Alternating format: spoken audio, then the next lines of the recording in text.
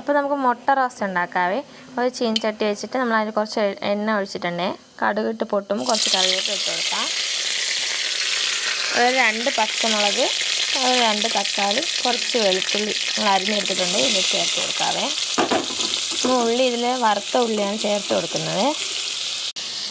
നമ്മളിതിൽ കുറച്ച് ഉപ്പ് ചേർത്തിട്ടുണ്ട്. നമുക്കിതൊന്ന് വാട്ടിയെടുക്കാം. നന്നായിട്ടൊന്ന് വഴണ്ട് വരട്ടെ. അത് നമ്മുടെ തക്കാളിയൊക്കെ ഒന്ന് വെന്തുടഞ്ഞ് വന്നിട്ടുണ്ടേ. നമുക്കിതിലേക്ക് കുറച്ച് മഞ്ഞൾപ്പൊടി ചേർത്ത് കൊടുക്കാം. ഇതിലേക്ക് 1 സ്പൂൺ മുളക് പൊടിയും 1/2 ടീസ്പൂൺ മല്ലിപ്പൊടിയും ചേർത്തിട്ടുണ്ട്. ഇനി കുറച്ച് ഗരം മസാല കൂടെ ചേർത്തിട്ട് നമുക്കിതൊന്ന് വഴറ്റി കൊടുക്കാം.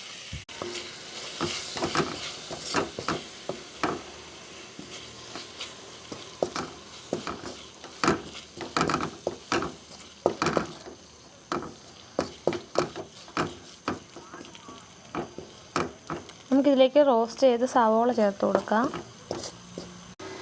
നമ്മളിതിലേക്ക് കുറച്ച് വറുത്ത സവോള ചേർത്തിട്ടുണ്ട്. ഒന്ന് മിക്സ് ചെയ്തെടുക്കാം. നന്നായിട്ട് മിക്സായി വന്നിട്ടുണ്ട്. അപ്പോൾ നമുക്കിതിലേക്ക് പുഴുങ്ങിയ മുട്ട ചേർത്ത് കൊടുക്കാം.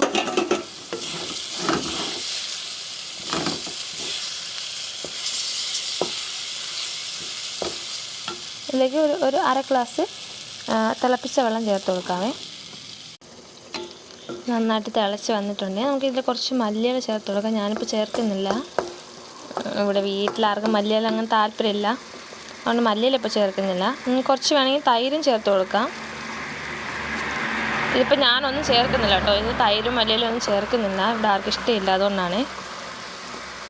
നമ്മുടെ മുട്ട റോസ്റ്റ് റെഡി ആയിട്ടുണ്ട്. നമുക്ക് അടുത്ത വീഡിയോ നാളെ കാണാം. Okay, bye bye.